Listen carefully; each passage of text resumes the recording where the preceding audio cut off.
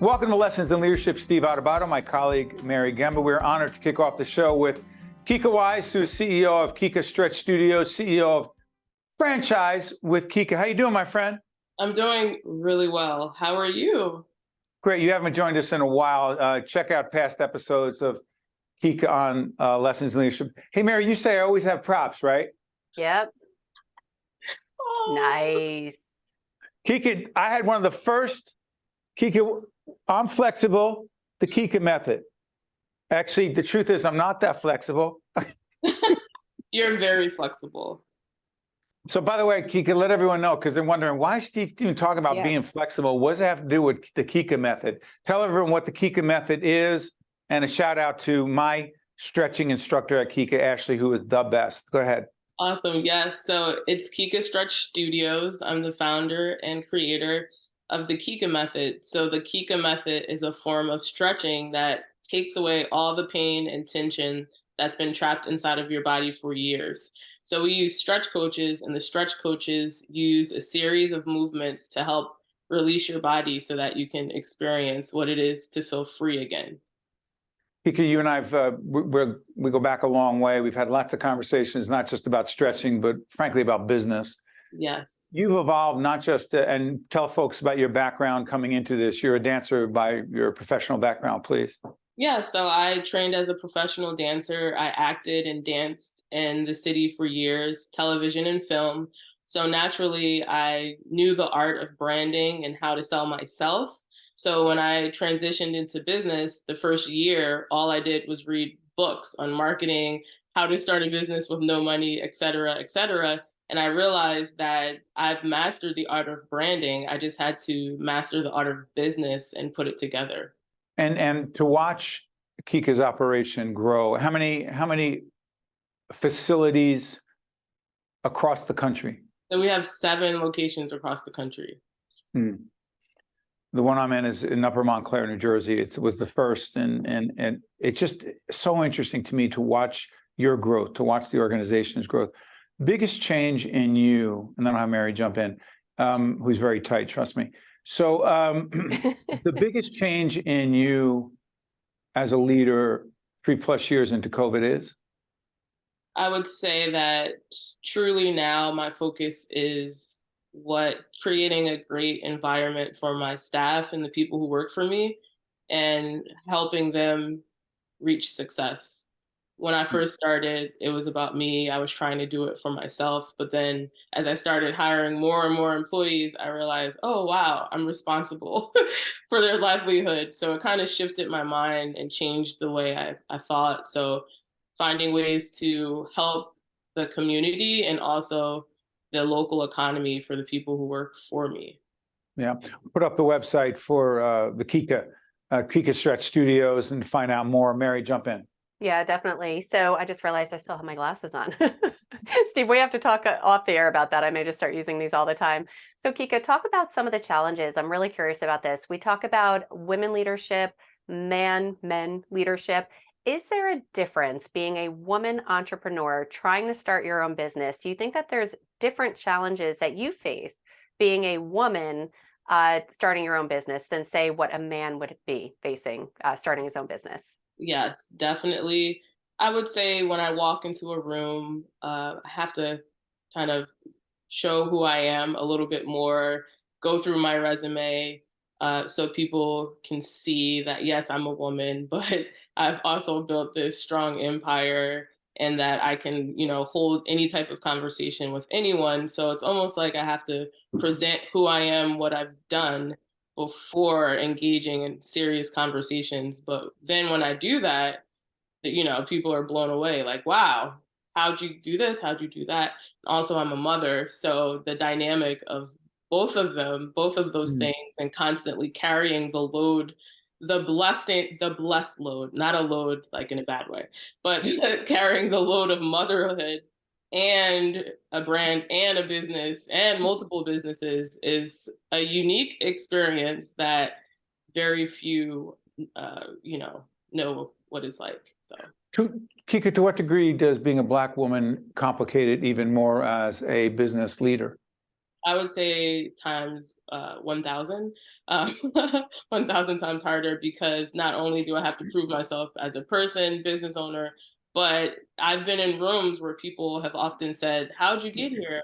What'd you How'd do?" you get here? No, literally, "How'd you How'd get you get here?" that feature story in the New York Times early on? How'd you get that? Right? I remember. How'd Yeah, you like get that? what? And like when Steve was there when I first started my business, I would tell people, some of my clients, like, "Yes, I'm going to Starbucks to have a meeting." And I remember this one person was like laughed and chuckled, like, "A meeting about what?" And I was like, "Eh?"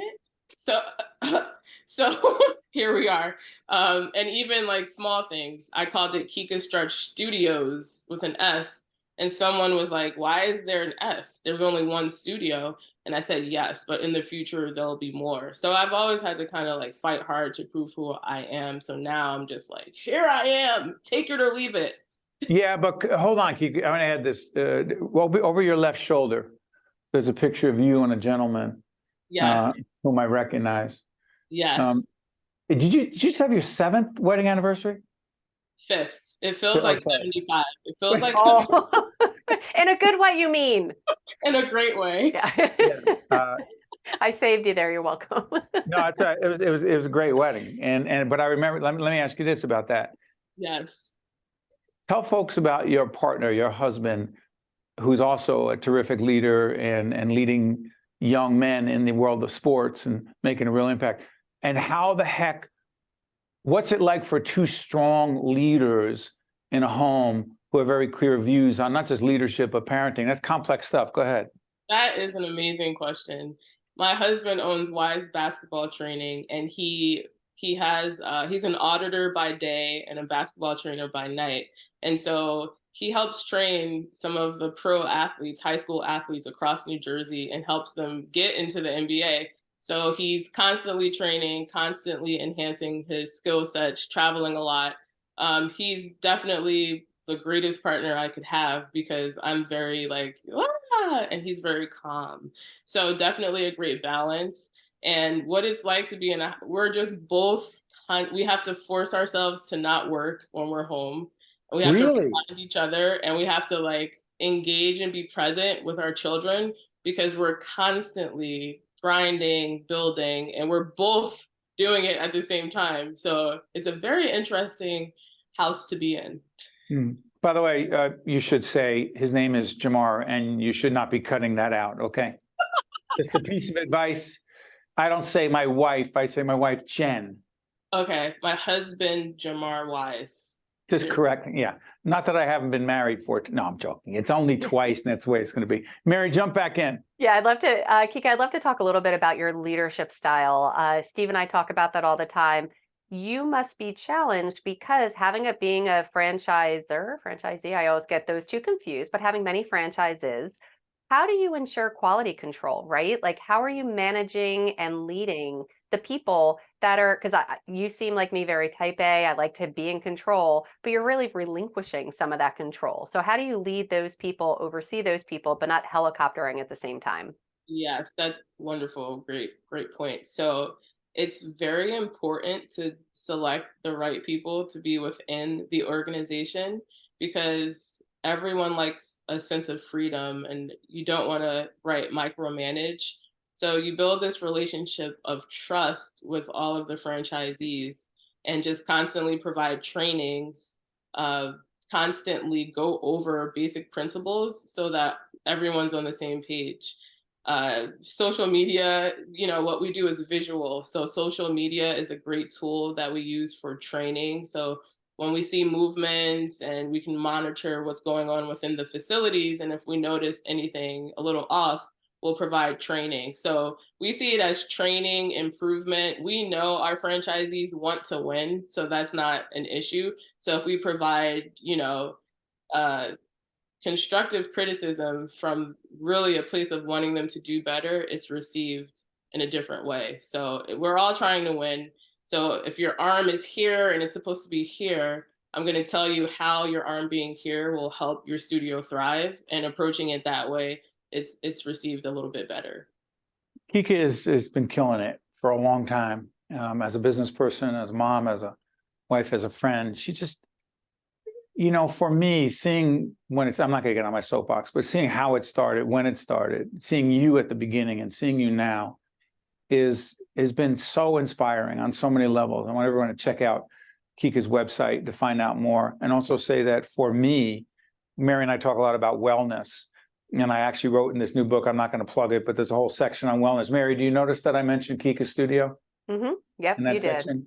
Because for me, that day every week, and this is whatever you do, whether it's yoga or Pilates, stretching, whatever it is, do something for yourself. Do something for yourself, because it's not disconnected from our ability to be the best, or our need to be the best and most focused leaders we can be. I'm off my soapbox. Sorry, Mary. Kika, thank you very much. Good stuff. Thank you so much for having me. It's a pleasure to share the stage with both of you. And Mary, I am going to get you a complimentary. I'm going to give you one of my sessions because I've been noticed you've been a little tight with me, and I want you to be more relaxed, and it will help. Trust me. Okay. Thank you. I appreciate A that. package of 10. You get one of them. Kika, thank you very much. Mary and I will be back after this. This edition of Lessons in Leadership is made possible by the Buccino Leadership Institute at Seton Hall University, Prager Metis, Valley Bank, the International Union of Operating Engineers, Local 825, the North Ward Center, the New Jersey Sharing Network, Delta Dental of New Jersey, Fedway Associates Inc., Veolia, Resourcing the World, Choose New Jersey, and Seton Hall University, showing the world what great minds can do since 1856. This is Mary Gamba. If you want more leadership tips and tools, log on to stand-deliver.com. That's stand-deliver.com. Promotional support for this edition of Lessons in Leadership with me, Steve Adubato, and my colleague, Mary Gamba, has been provided by NJ.com, NJBIA, and New Jersey Business Magazine, CIANJ, and Commerce Magazine, and Meadowlands Chamber, celebrating 50 years of building connections and driving business growth. Hey kids, PBS Kids and Delta Dental want you to have a healthy smile. So here are some tips for you to remember. Number 1, eat plenty of crunchy fruits and vegetables. Number 2, brush your teeth after eating sugary snacks or drinking sodas. And number 3, drink lots of water to wash away food particles. When your teeth are happy, all of you is happy. From PBS Kids and Delta Dental, have a healthy smile.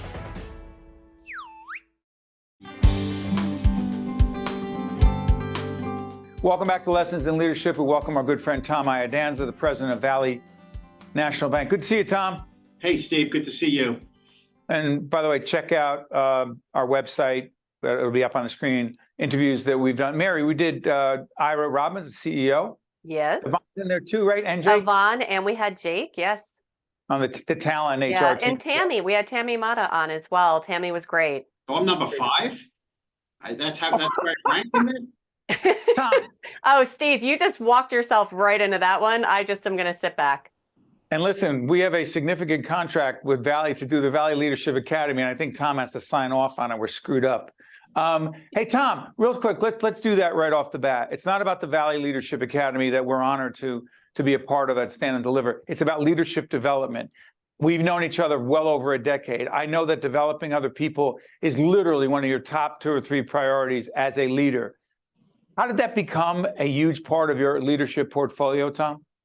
You know, Steve, you learn early on that you can either choose to do everyone's job or develop people under you to create bench strength and depth in an organization so that organization can grow. It certainly, there is nothing more important than my role than developing talent for the future for the bank. You have to have constant succession planning, constant deepening of bench, and constant reinforcement of the values and culture of an organization. And that really starts at the top. It has to permeate all the way down. Everyone has that responsibility to develop talent. Let me push back a little bit, Tom. You and I have had some real raw, honest, difficult conversations about talent, or the lack thereof. Translation. I consider both of us, and don't take this the wrong way, Tom, and while we're modern in some ways, we're old school guys in this way.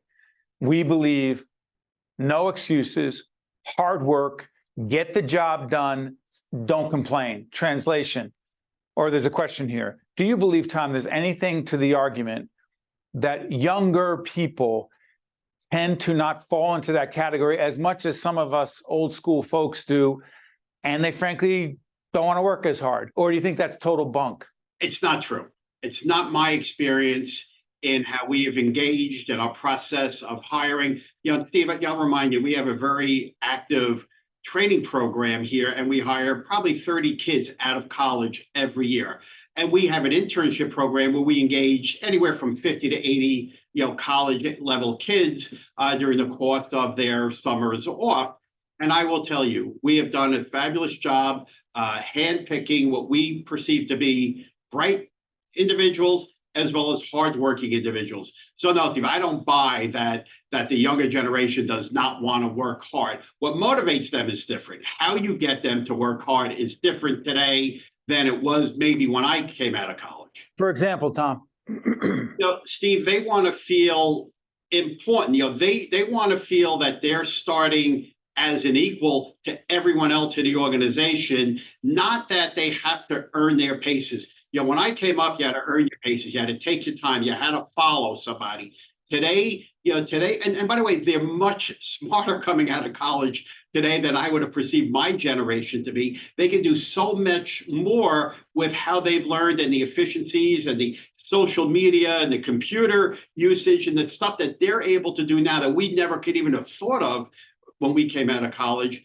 But they want to be motivated differently. They're not motivated by money. That's a fallacy also. They're motivated by challenge and opportunity, but you've got to spend more time communicating what that opportunity is to them. When we were growing up, coming out of college, happy to get a job, happy to have an opportunity, never left before your boss left, always came in before your boss came in.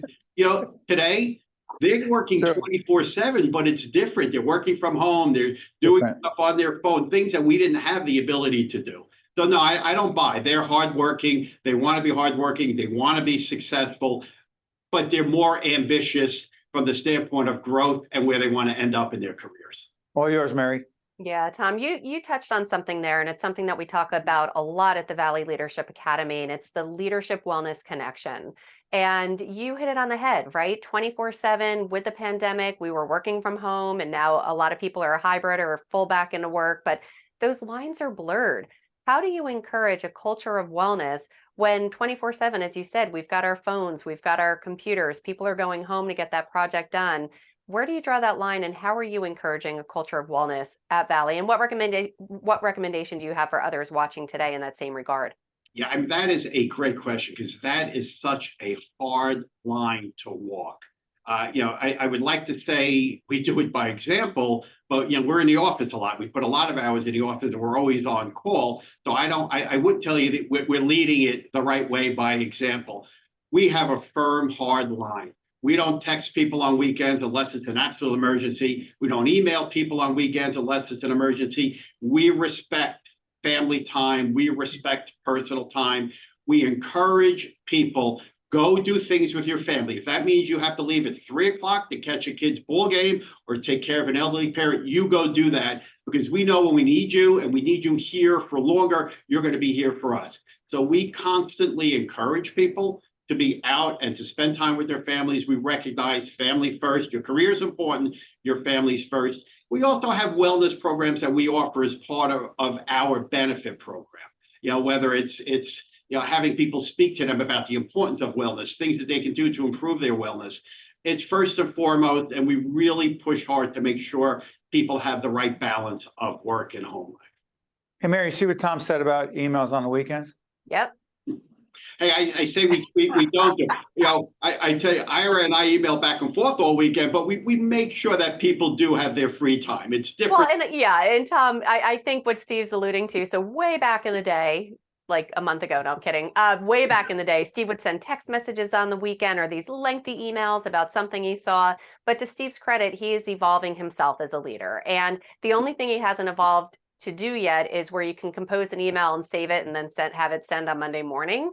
But everyone acknowledges that. So Steve, in the first line of the email, no need for a weekend response, just streams of consciousness, sending this while I'm thinking about it.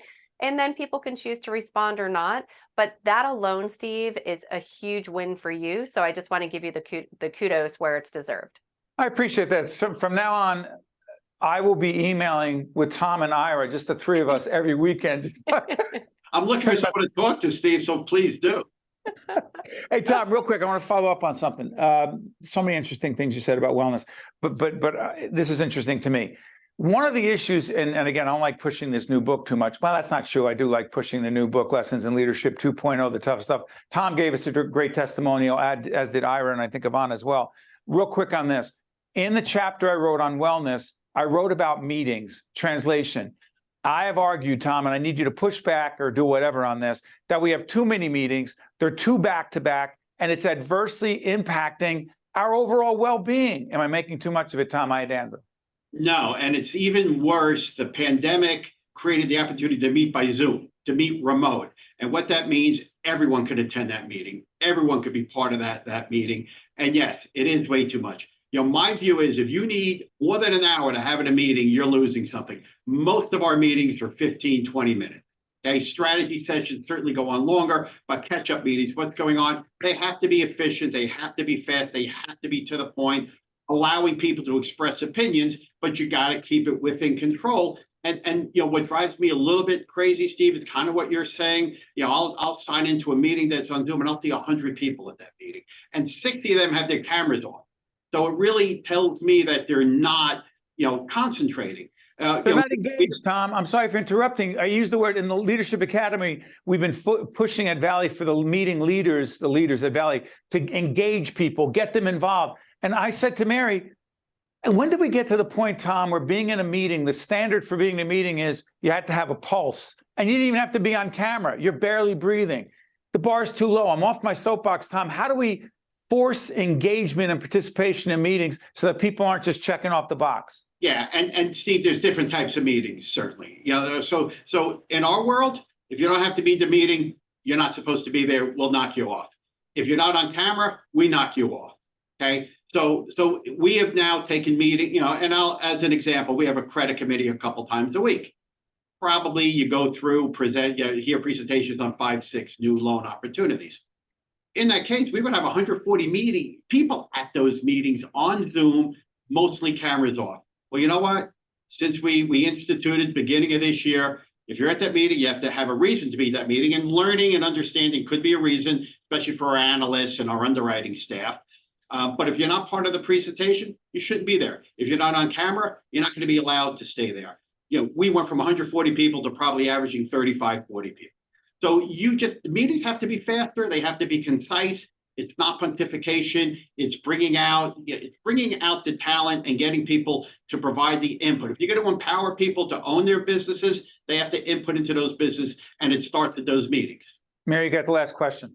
Yeah, definitely. I was just curious in terms of your own wellness. And again, I know it sounds like we're stuck on this, but it's for good reason. We're now recording this more than 3 years into the pandemic. What do you do for your own wellness?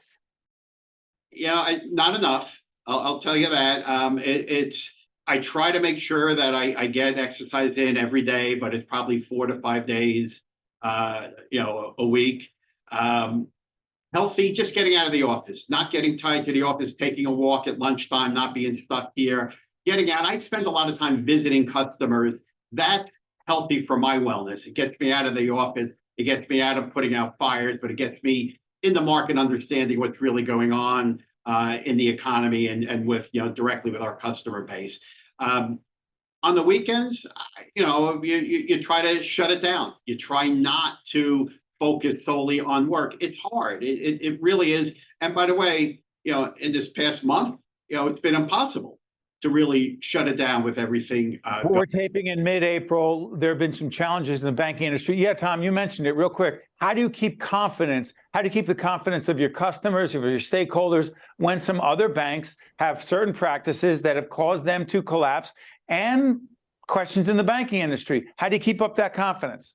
Steve, it's being visible. If you hide from the customers, they're going to think there's a problem. If you're in front of the customers explaining why Valley is different, why Valley is good, why Valley survived 95 years with never a losing quarter through a variety of economic cycles and world events, and why we're poised and the reasons why we're strong now and poised to not survive but thrive in this particular downturn with bank failures and such. And I can go through the specifics of our insured versus uninsured deposits, our diversity of our deposit book, our loan book, our investment book. We don't have those issues because we manage this from a very strong risk perspective and create a lot of diversity within all parts of our bank. That's Tom Iadanza. He's the president of Valley National Bank, one of our partners, one of the supporters of Lessons in Leadership. And we are honored, Mary and I are honored to be a part of the Valley Leadership Academy with some really exceptional people. And to the HR and the talent development team, we say thank you to you and also to Ira. Thank you, Tom. Thank you, Mary. Thank you, Steve. And with regards to the Leadership Academy, Valley would not be where it is without the help of the two of you. So we greatly appreciate everything you do for us in developing our people and ourselves. So thank you both very much. Have a wonderful day. Tom, there was a little bit of an audio problem. Could you say again how great oh, you said there was no audio problem. Do not take the bait. For everything you've done for the development of myself, Ira, and our entire leadership group and our staff. That was pathetic, just begging for a comment. That's not, I got to deal with I'm going to go see my therapist. I'm too needy. Tom Iadanza, Mary Gamba, we're right back right after this. Promotional support for this edition of Lessons in Leadership with me, Steve Adubato, and my colleague, Mary Gamba, has been provided by NJ.com, NJBIA, and New Jersey Business Magazine, CIANJ, and Commerce Magazine, and Meadowlands Chamber, celebrating 50 years of building connections and driving business growth. So, Mary, there it is. Tom Iadanza on the back end. Earlier, we had Kika Wise talking about Kika Stretch Studios. Hey, Mary, I've showed you a million times before. Can we get that? This little thing that says breathe. You know, I've said this a million times. It helps me when I'm here. And also, it's not about me, but it's about wellness and being not just better at what you do, but how you do what you do and being in a better place, whether it's yoga, walking, meditation, stretching, Pilates, reading. I'll get off my soapbox, but I'm going to say this. I don't see how people, and I know it's hard to pull it all off and trying to pay bills and keep things going and manage with our kids. I don't see how the heck you do it with a clear head without getting some help, without doing some things for yourself. And it's not selfish, is it? No, it's not selfish at all. And that could either just be deep breathing. It could be meditation. And I'm not saying meditation in the sense where you get like those bowls and bells ringing and monks and whatever, but literally just taking a pause, taking an inventory, listening to your own body, listening to, did I get enough sleep? Do I need to just stop, put that phone down, right? We all get into the cycle of scrolling through our phone. Binge watching, right? To me, that is my wellness. My husband and I love to binge watch shows. We're watching a show now that I'm not going to recommend because it's not that great, but we're going to finish it. So, but it's about finding whatever that is for you that just helps you to feel recharged and re-energized. Because if not, then you're cheating at work, you're cheating with your family because your mind is going to be too full with all the noise. And you deal with things that come at you in ways. And this isn't some hypothetical. I know I have to say goodbye, Alvin, but I'm just going to say this. If you don't do that for yourself, you'll be lashing out. You'll be just not good, not just for yourself, but for everyone else around you. That's it. Just breathe. See you next time. This edition of Lessons in Leadership is made possible by the Buccino Leadership Institute at Seton Hall University, Prager Metis, Valley Bank, the International Union of Operating Engineers, Local 825, the North Ward Center, the New Jersey Sharing Network, Delta Dental of New Jersey, Fedway Associates, Inc., Veolia, Resourcing the World, Choose New Jersey, and Seton Hall University, showing the world what great minds can do since 1856. This is Mary Gamba. If you want more leadership tips and tools, log on to stand-deliver.com. That's stand-deliver.com. Promotional support for this edition of Lessons in Leadership with me, Steve Adubato, and my colleague, Mary Gamba, has been provided by NJ.com, NJBIA, and New Jersey Business Magazine, CIANJ, and Commerce Magazine, and Meadowlands Chamber, celebrating 50 years of building connections and driving business growth.